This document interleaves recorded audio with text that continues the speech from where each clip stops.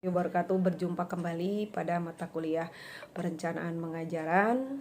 Saya Ibu Ati Sumiati dan juga Prof. Siti Nurjana akan mendiskusikan kembali mengenai materi kita selanjutnya setelah kita membahas mengenai bagaimana organisasi sekolah. Nah, selanjutnya kita juga akan membahas mengenai manajemen sumber daya manusia pendidikan dan kurikulum yang ada di tingkat satuan kependidikan. Nah, di sini pada pokok bahasan kali ini itu akan dipandu oleh tim kelompok yang terdiri dari ada Tiara Anggraini, ada Ihda Muslimah dan juga ada Milda. Nah, kelompok ini akan lebih dalam lagi untuk bersama-sama kita mendiskusikan mengenai beberapa hal. Yang pertama ada tentang ruang lingkup dari manajemen sumber daya manusia, kependidikan, serta kurikulum. Kemudian yang kedua, manajemen sumber daya manusia dalam kependidikan itu seperti apa. Selanjutnya adalah tujuan dari manajemen sumber daya manusia, peran manajemen sumber daya manusia dalam kependidikan, manajemen sumber daya manusia, implementasinya, serta bagaimana meningkatkan mutu kependidikan. Dan selanjutnya adalah ruang lingkup dari manajemen kurikulum. Nah, ini adalah juga sesuatu yang memang perlu ditindaklanjuti dan juga perlu adanya pengelolaan ya, terutama sumber daya manusia adalah merupakan rohnya atau operator dari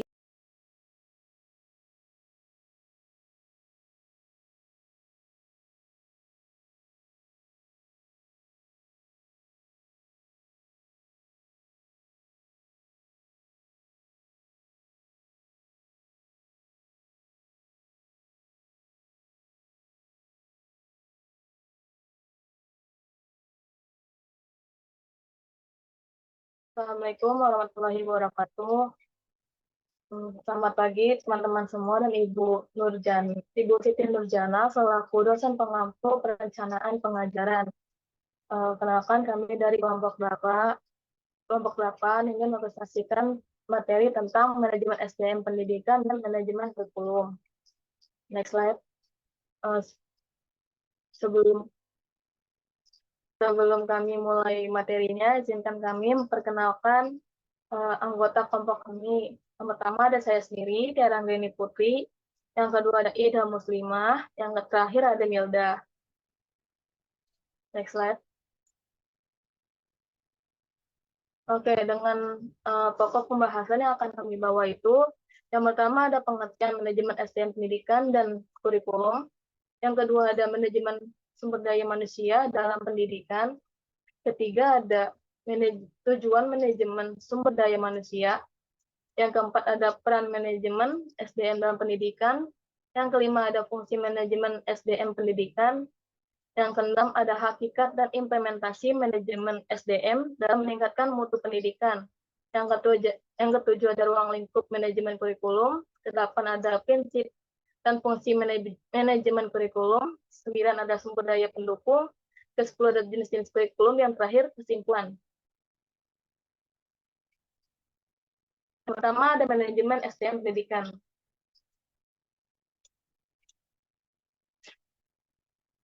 Pengertian manajemen SDM pendidikan menurut James Toner-Ricky mendefinisikan manajemen sebagai sebuah proses perencanaan, pengorganisasian, kepemimpinan, dan pengendalian upaya anggota organisasi dengan penggunaan semua sumber daya organisasi untuk mencapai sasaran tujuan yang telah ditetapkan secara efektif dan efisien.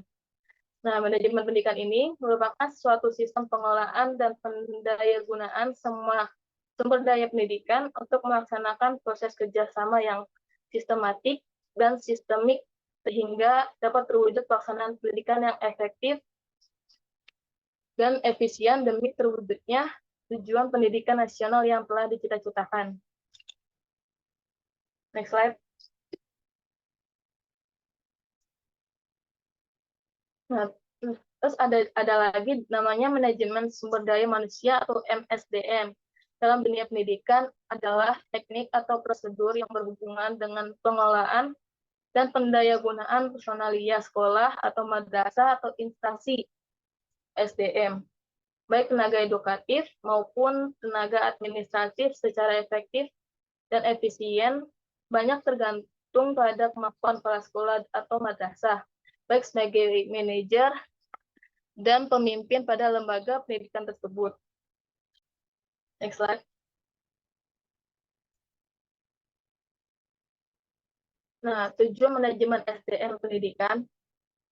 Tujuan manajemen SDM sumber daya manusia adalah memperbaiki kontribusi produktif orang-orang atau tenaga kerja terhadap organisasi atau perusahaan dengan cara yang bertanggung jawab secara strategis, etis, dan sosial. Para manajer dan departemen sumber daya manusia ini mencapai maksud mereka dengan memenuhi tujuannya, evaluasi dan kompensasi. MSDM juga melibatkan semua keputusan dan praktik manajemen yang secara langsung sangat berpengaruh terhadap sumber daya manusianya orang-orang yang bekerja bagi organisasi. Next slide. Nah, adapun peran manajemen SDM pendidikan. Yang pertama ini ada peran administrasi. Peran yang berfokus pada bagian data seperti proses penyimpanan data serta dokumen pegawai, pengambilan keuntungan, kebijakan organisasi mengenai program yang digunakan untuk kesejahteraan bagi pegawai, arsip dokumen, dan sebagainya. Yang kedua, ada peran operasional, yaitu peran yang bersifat taktis, seperti saat proses lamaran kerja, pengadaan seleksi serta wawancara, mematuhi kebijakan dan peraturan setempat, tingkat peluang dalam melakukan pekerjaan yang sangat tinggi, proses K3, pelatihan, dan pengembangan serta sistem kompensasi. Next slide.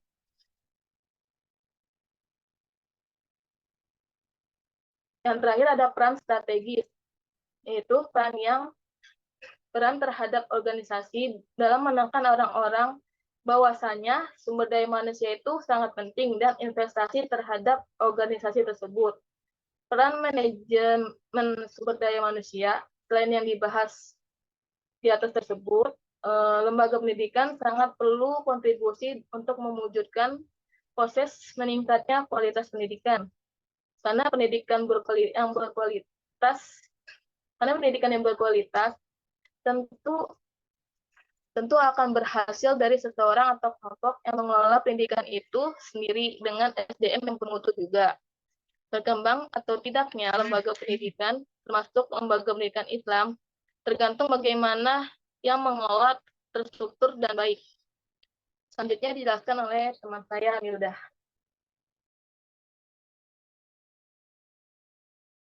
Baik, terima kasih. Di sini terdapat fungsi manajemen sumber daya manusia pendidikan. Yang pertama ada meningkatnya kompetensi personil sesuai dengan kebutuhan dan tuntutan profesi. Yang kedua ada upaya pembinaan dan pengembangan personil, yakni dengan melalui pendidikan atau pelatihan secara mandiri. Yang ketiga, mempertahankan kontribusi personil dalam upaya meningkatkan mutu pendidikan. Yang terakhir ada melindungi hak-hak personil baik berupa gaji, perlindungan kesehatan, maupun kesejahteraan lainnya. Selanjutnya ada hakikat dan implementasi manajemen sumber daya manusia dalam meningkatkan mutu pendidikan. Berhasilnya dan tercapainya suatu tujuan pendidikan nasional, semuanya tidak tergantung dengan sumber daya di sekolah, baik itu kepala sekolah, guru, staf tata usaha, dan tenaga pendidikan lainnya. Dalam peningkatan prestasi atau mutu pada manajemen sumber daya pendidikan, maka perlu dilakukan pendekatan untuk memaksimalkan bersaing dengan sekolah lainnya dengan melakukan peningkatan secara terus-menerus. Selanjutnya ada manajemen sumber daya manusia dengan kurikulum.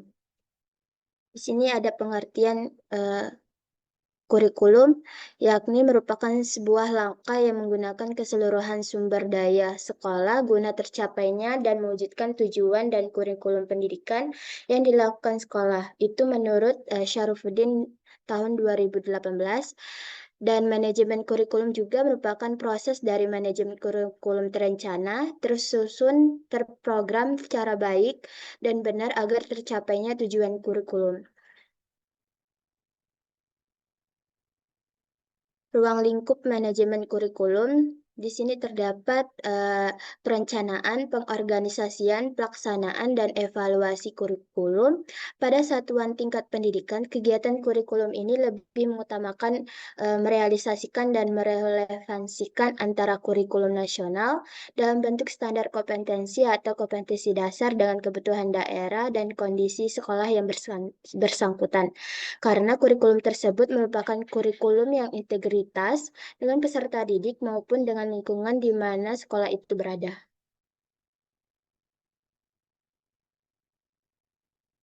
Selanjutnya ada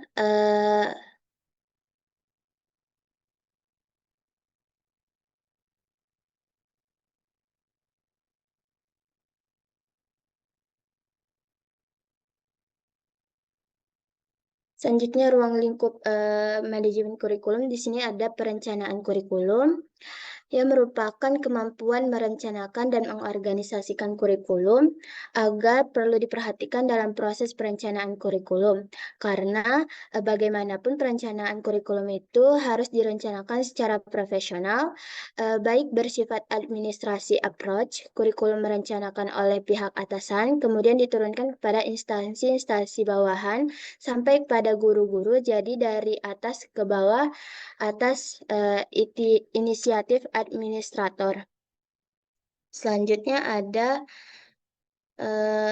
pengorganisasian kurikulum, yakni pola atau bentuk penyusunan bahan pelajaran yang akan disampaikan kepada murid-muridnya atau sangat erat berhubungan dengan tujuan pendidikan yang hendak dicapai karena pola tersebut sangat berbeda akan mengakibatkan dengan cara penyampaian pelajaran-pelajaran pun juga berbeda. Terdapat 3 pola pengorganisasian kurikulum. Yang pertama, yakni ada separate subjek kurikulum, yang kedua ada correlates kurikulum, yang terakhir ada interaksi kurikulum.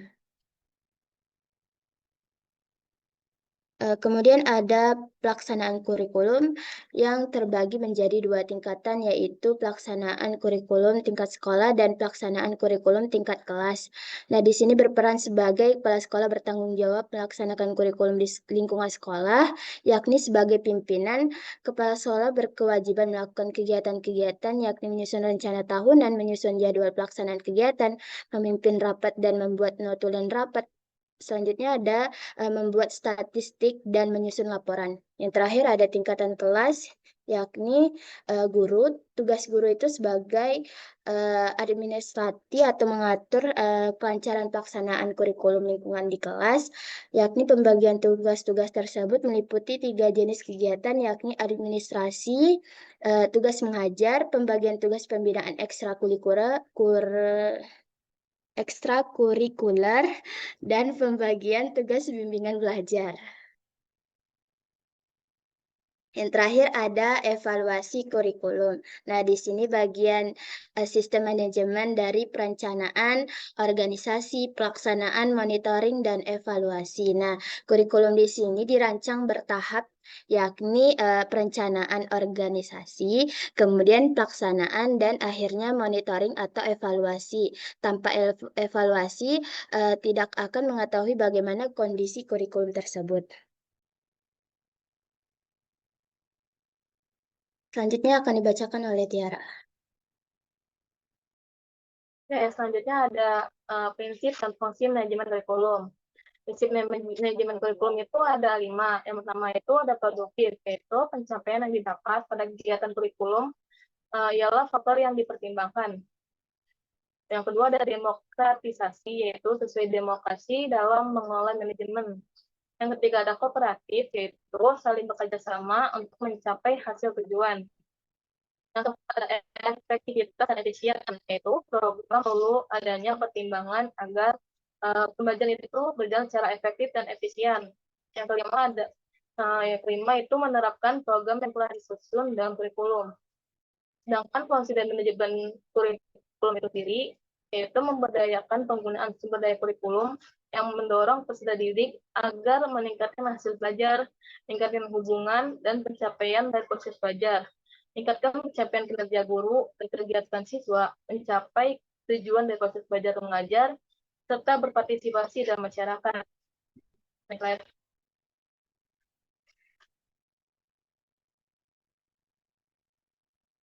Oke, selanjutnya ada sumber daya pendukung. Sumber daya pendukung ini, yang pertama itu ada manajemen sekolah yang baik, penggunaan sumber belajar, media pembelajaran merupakan sumber daya pendukung berhasilan pelaksanaan kurikulum. Yang kedua, pelaksanaan kurikulum baik. Pelaksanaan kurikulum itu, baik secara langsung maupun operasional, adalah guru kelas dan guru mata pelajaran. Tugas guru ini merupakan suatu profesi yang menuntut pemenuhan kompetensi utama seorang guru. Okay, next slide. Dan terakhir ada pengajaran yang masih menggunakan metode atau strategi belajar tradisional yang akan berdampak terhadap hasil belajar dan prestasi belajar siswa. Guru ini harus profesional, tidak hanya menyampaikan pembelajaran kepada siswa saja, namun guru ini harus bisa mengaitkan siswa-siswi dengan sumber-sumber belajar yang bervariasi. Next slide.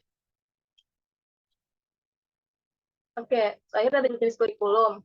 Yang pertama ada kurikulum ideal, yaitu kurikulum yang bertujuan untuk dapat dilakukan dan menjadi acuan atau pedoman guru dalam proses belajar dan mengajar. Yang kedua ada kurikulum aktual, yaitu kurikulum yang nyata yang dapat dilaksanakan oleh guru sesuai dengan kondisi yang ada. Terakhir ada kurikulum tersembunyi, yaitu kurikulum yang pada dasarnya hasil dari suatu proses pendidikan yang sudah direncanakan. Artinya ini itu suatu perilaku yang muncul dari luar tujuan yang telah dideskripsikan oleh guru. Next slide.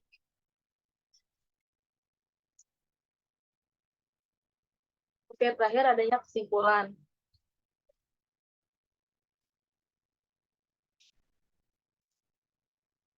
Sumber daya manusia atau SDM adalah aspek penting dalam setiap kegiatan di suatu lembaga atau organisasi. Sumber daya manusia ini dapat berfungsi secara optimal jika dikelola dengan baik. Oleh karena itu, diperlukan manajemen atau pengelolaan. Pengelolaan sumber daya manusia ini merupakan aspek yang sangat penting dalam proses pendidikan secara umum. Oleh karena itu, fungsi dalam pengelolaan sumber daya manusia ini harus dilaksanakan secara optimal, sehingga kebutuhan yang menyangkut tujuan individu, perusahaan, organisasi, ataupun kelembagaan dapat tercapai dengan baik. Oke, next slide. Oke, cukup sekian presentasi dari kami. Jika ingin ada yang bertanya, boleh raise hand ya. Atau mau tanya ke kolom chat juga boleh.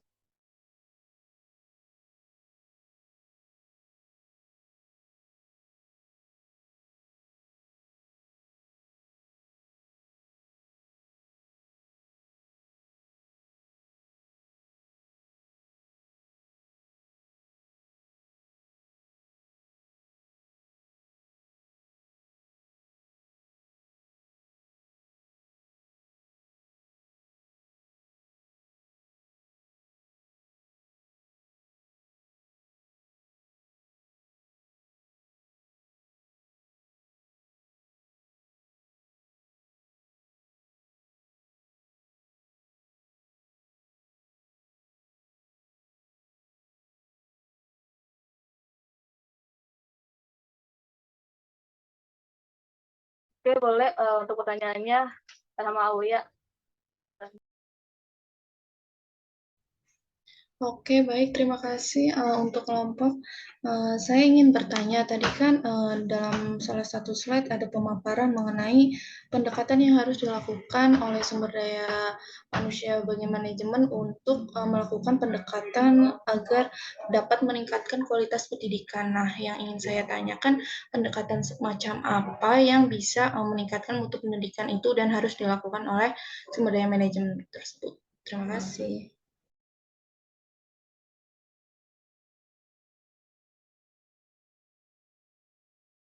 Oke, terima kasih atas pertanyaannya, Lia. Selanjutnya boleh Bella pertanyaannya. Oke, terima kasih untuk kelompok 8 atas pemaparan materinya.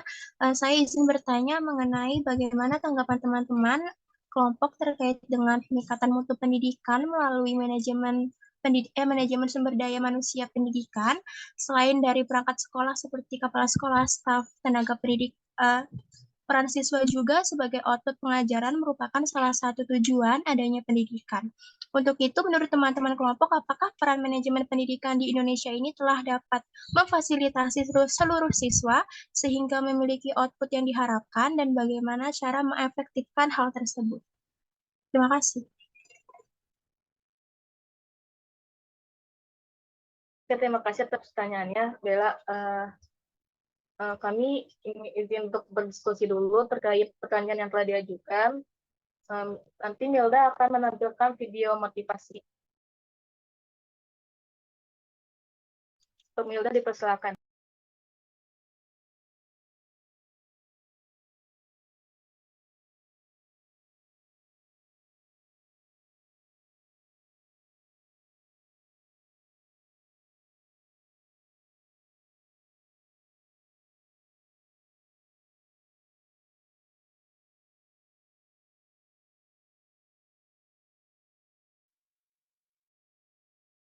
Belajar merupakan suatu hal yang sangat penting bagi kehidupan manusia, sehingganya perlu adanya pendidikan untuk tempat mencari ilmu pengetahuan. Dalam pendidikan, belajar merupakan keseluruhan proses kegiatan inti. Belajar adalah proses orang yang mencoba untuk mendapatkan perubahan perilaku secara keseluruhan sebagai hasil dari pengalaman individu itu sendiri dalam interaksi dengan lingkungan. Namun, tidak dengan siswa yang satu ini.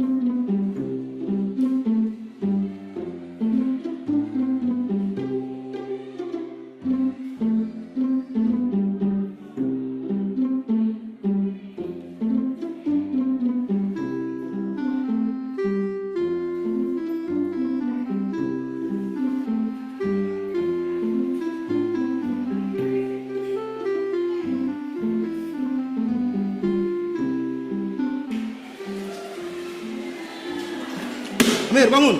Iya, Pak. Mana lembar jawabanmu? Waktu sudah selesai. Tapi punya saya belum selesai.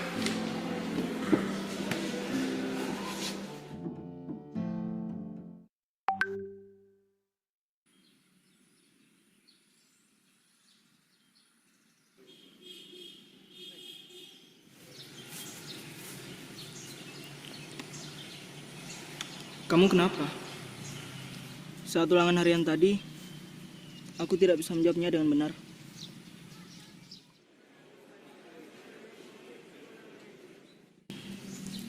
Memangnya semalam kamu belajar? Ya, belajar. Yakin? Coba kamu ingat lagi.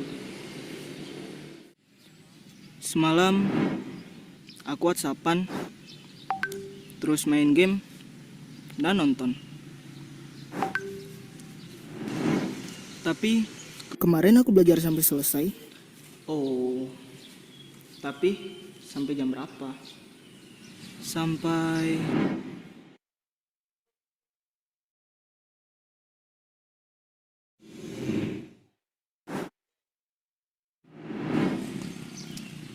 subuh.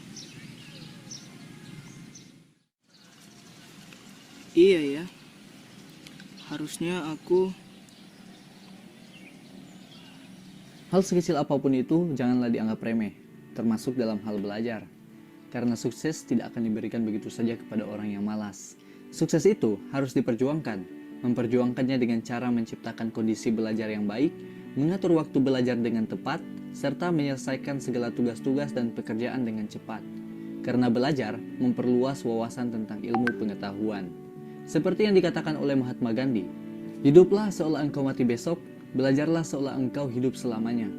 Umur seseorang tak ada yang tahu, namun terus belajar adalah kewajiban. Karena sukses kamu, ya tergantung usahamu.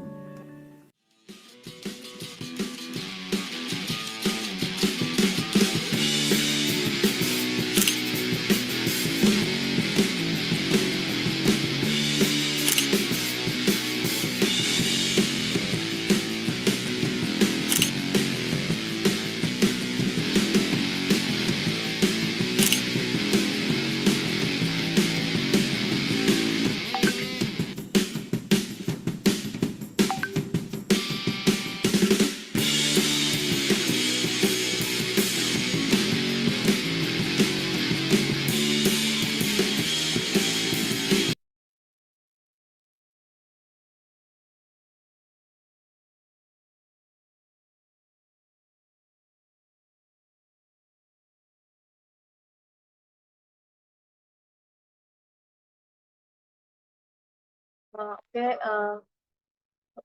kami ingin menjawabkan dari pertanyaan yang telah diajukan. Kepada Ida, silakan untuk menjawab.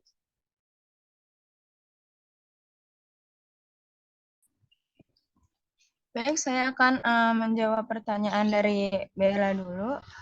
Jadi, menurut beberapa artikel yang telah ditemukan, manajemen pendidikan di Indonesia itu masih perlu ditingkatkan ya agar memfasilitasi siswa sehingga memiliki output yang diharapkan. Salah satu cara untuk meningkatkan manajemen pendidikan adalah dengan menerapkan manajemen berbasis sekolah atau MBS. MBS dapat membantu meningkatkan aktivitas pendidikan inklusif. Selain itu, dukungan dari kepala sekolah dan dinas pendidikan juga sangat penting dalam mewujudkan merdeka belajar dan peningkatan mutu pendidikan. Apakah sudah terjawab, Bella? Sudah terjawab, Ida. Terima kasih. Selanjutnya saya akan menjawab pertanyaan dari Lia. Pendekatan yang dapat meningkatkan mutu pendidikan, diantaranya yaitu yang pertama pendekatan berbasis kompetensi. Pendidikan yang berorientasi pada kompetensi akan lebih fokus pada hasil belajar siswa dan mempersiapkan mereka untuk menghadapi tantangan dunia kerja yang semakin kompleks. Salah satu cara untuk menerapkan pendidikan ini adalah dengan mengembangkan kurikulum yang relevan dengan dunia kerja dan mengintegrasikan pembelajaran teori dan yang kedua itu pendekatan berbasis teknologi. Teknologi telah memberikan dampak yang signifikan kan ya pada pendidikan. Pemanfaatan teknologi dapat meningkatkan efektivitas pengajaran dan pembelajaran. Lalu yang ketiga, pendekatan berbasis pembelajaran kooperatif. Yang keempat ada pendekatan berbasis penilaian formatif. Dan lalu untuk menerapkan pendekatan-pendekatan tersebut, beberapa cara dapat dilakukan. Yang pertama itu mengembangkan kurikulum yang relevan dengan dunia kerja dan mengintegrasikan pembelajaran teori dengan pengalaman praktis. Yang kedua, memanfaatkan teknologi dalam pembelajaran seperti platform pembelajaran online atau aplikasi pembelajaran. Yang ketiga, mendorong pembelajaran kooperatif atau kolaboratif dengan mengintegrasikan kegiatan kelompok melakukan penilaian formatif secara berkala selama proses pembelajaran untuk memantau kemajuan siswa dan memberikan umpan balik yang tepat waktu. Apakah sudah terjawab, Lia? Baik, terima kasih atas jawabannya kelompok. Oke, selanjutnya ada kuis dengan kuisis ya. Nanti linknya akan di-share di grup kelas.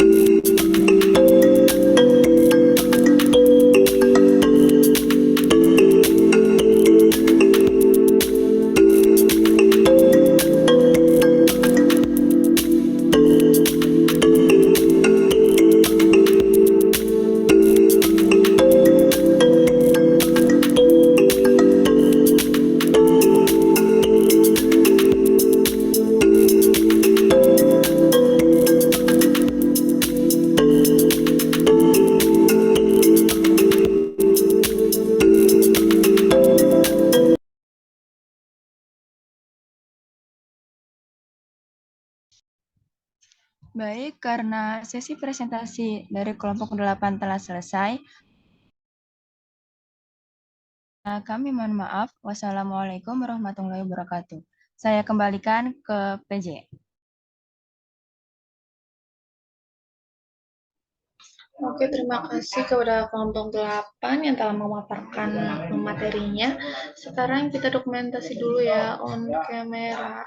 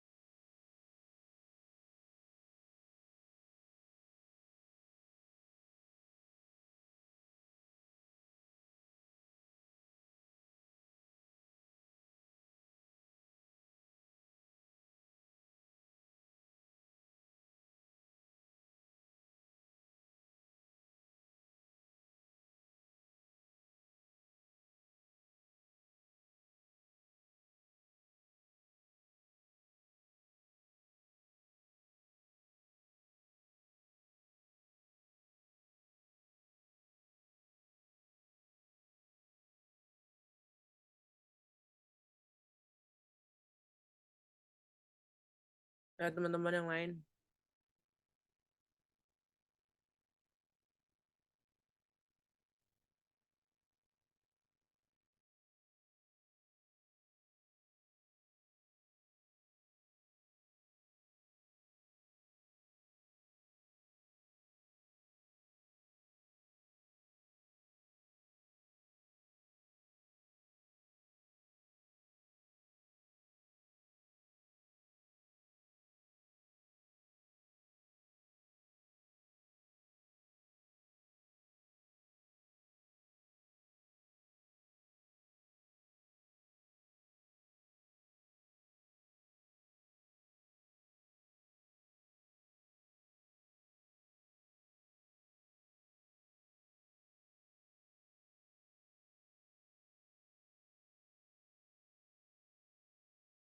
Sasa, Seruni, terus Bella, Rizka, Sugi, Nailufar, Linda, Jesse. Ayo cepetan guys. Seruni masih off di gua. Atau ada yang lihat Seruni on nggak?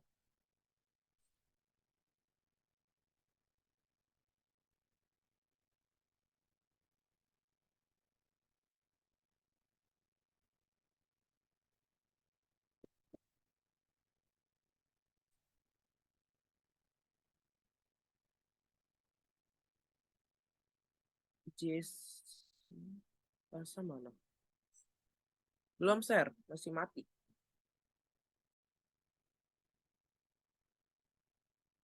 Di gua serumnya udah ada kok.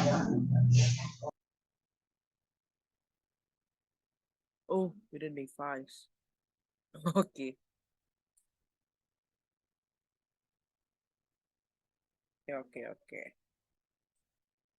Berarti sisa Sasa, Jesse, Nail, Rizka. Sama Sabel. Belum nyala bel.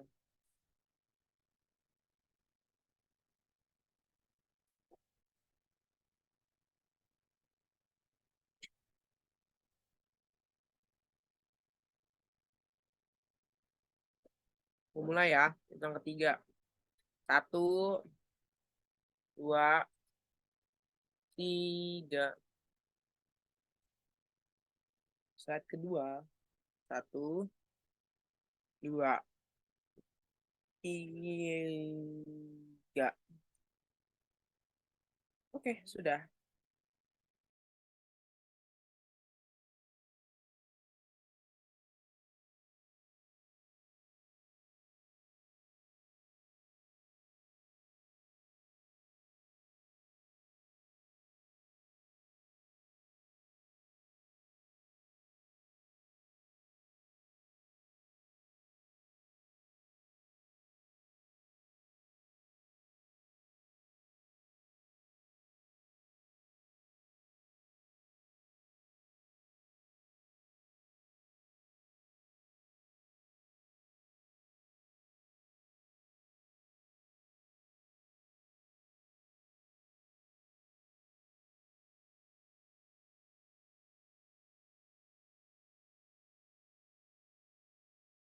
Ya teman-teman semuanya, terima kasih telah mengikuti kelas perencanaan pengajaran hari ini.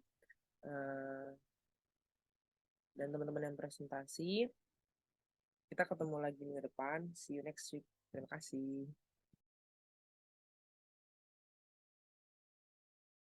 Lili Fajar.